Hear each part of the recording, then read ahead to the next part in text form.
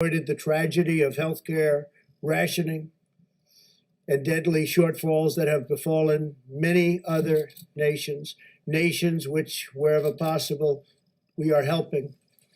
In America, no person who has needed a ventilator has been denied a ventilator.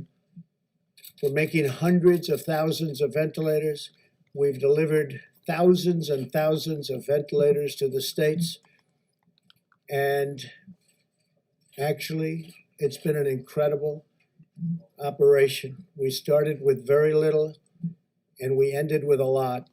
The United States has achieved a significant lower mortality rate than almost all other countries. Based on the latest data, our team of experts now agrees that we can begin the next front in our war, which we are calling opening up America again. And that's what we're doing. We're opening up our country. And we have to do that. America wants to be open, and Americans want to be open. As I've said for some time now, a national shutdown is not a sustainable long-term solution. To preserve the health of our citizens, we must also preserve the health and functioning of our economy. Over the long haul, you can't do one without the other, cannot be done. To keep vital supply chains running, these chains have to be taken care of so delicately. They're delicate, the balance is delicate. We want to deliver food and medical supply. We must have a working economy, and we want to get it back very, very quickly. And that's what's going to happen. I believe it will boom. A prolonged lockdown combined with a forced economic depression would inflict an immense and wide-ranging toll on public health.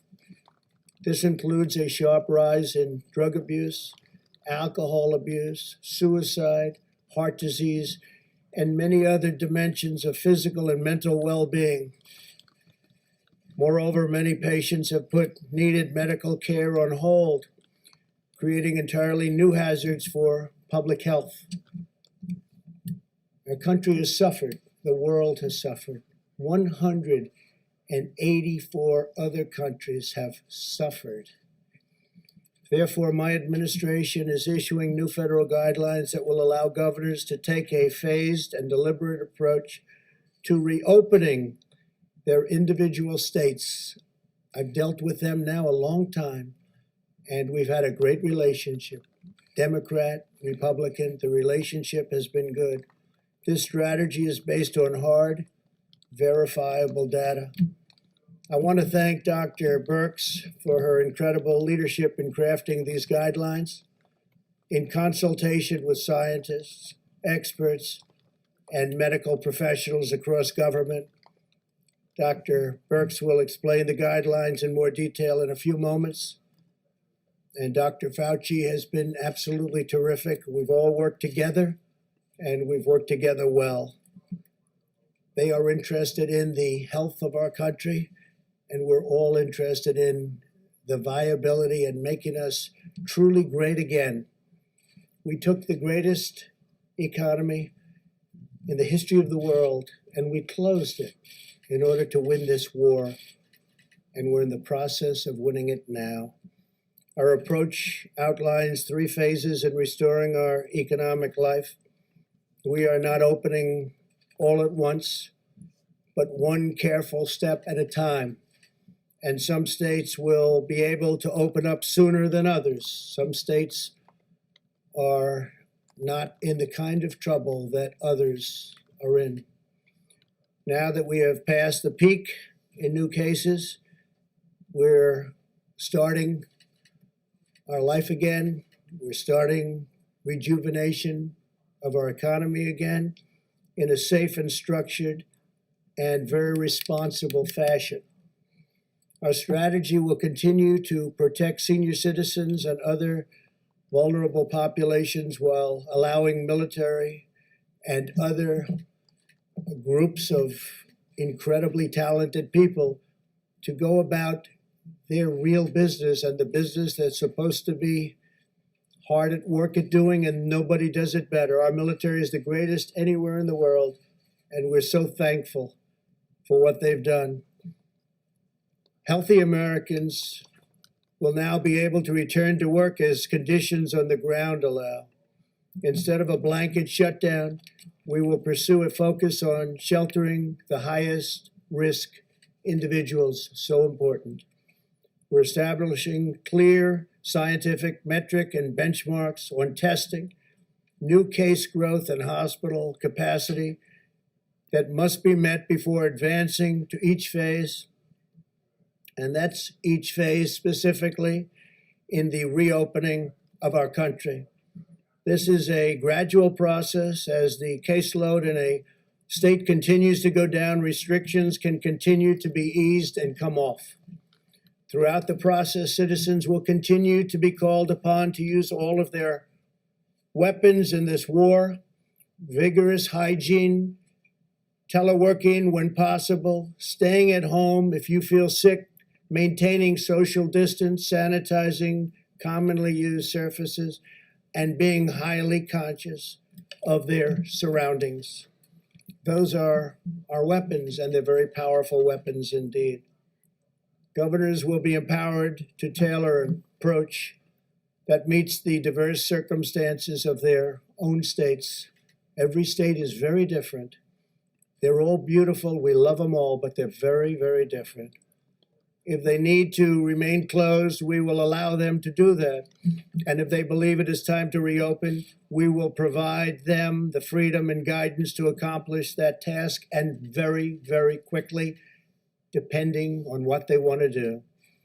We are also encouraging states to work together to harmonize their regional efforts. We'll have numerous cases where states have worked and will be working very, very closely together. As we reopen, we know that there will be continued hardships and challenges ahead. Our goal will be to quickly identify and address any outbreaks and put them out rapidly. If the virus returns in the fall, as some scientists think it may, possibly, these guidelines will ensure that our country is up and running so that we can likewise put it out quickly.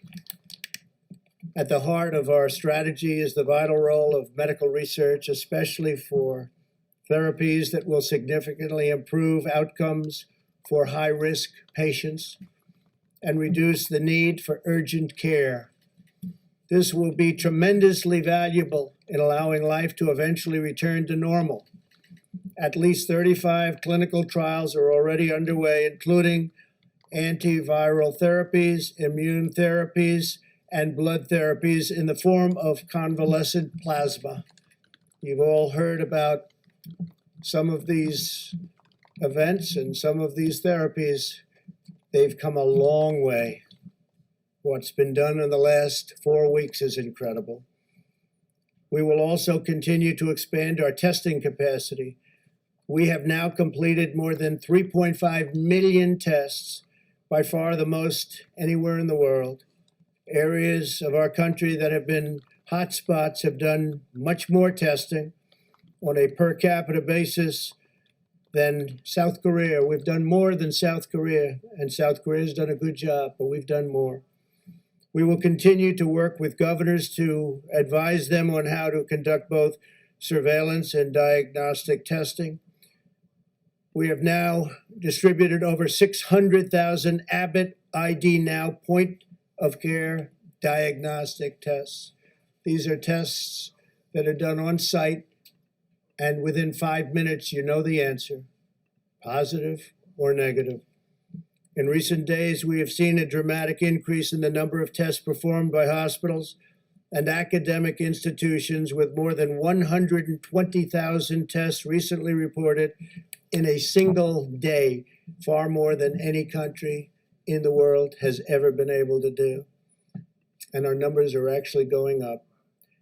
As these new and better testing solutions come online, we're seeing this additional capacity reflected in the numbers.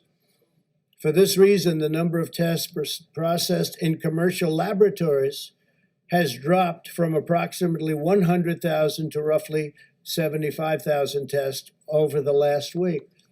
The reason it dropped is because we have so many other tests and we don't even have to go through the laboratories. But the laboratories have tremendous additional capacity, and states feel free to use that capacity. Some in the media falsely reported this as a bad thing, when in fact it is a great thing, because it indicates that the states are moving to faster, more local testing solutions, including on-the-spot tests. So this drop in the utilization of commercial laboratories is an affirmation that testing, which is at an all-time high, is growing at a historic rate. In other words, the laboratories are great, but now we have forms of testing that are much quicker, much better, and we don't have to use the laboratories, but they're there and they have a great capacity to do the work. As Dr. Birx has been advising our governors for weeks, we continue to have an excess testing capacity of 1 million tests per week available for use, and our capabilities are growing every single day, especially with the new tests that are coming onto the market rapidly. As we begin a science-based reopening, we must be extra vigilant in blocking the foreign entry of the virus from abroad. Border control, travel restrictions, and other limitations on entry are more important than ever to keep the virus in check and allow Americans to get back to work. The sacrifices our citizens have made in this time of crisis will be remembered, studied, honored, and praised for generations to come. We're really all working together. Democrat, Republican, conservative, liberal, we're all working together. This is not about parties. This is about our country. Now the American people are ready to rise to the occasion once again. They are ready to show the world once more that Americans can defeat any challenger. Together we will rebuild this land that we love. We will reclaim the magnificent destiny that we share, and we will carry our nation forward to new heights of greatness and glory. I would now like to ask Vice President Mike Pence and Dr. Birx to further explain the new guidelines. I want to thank Dr. Birx. I want to thank Dr. Fauci, and I want to thank really especially a man who has devoted 24 hours a day to his task force and done such an incredible job, our great Vice President, Mike Pence. Please, Mike.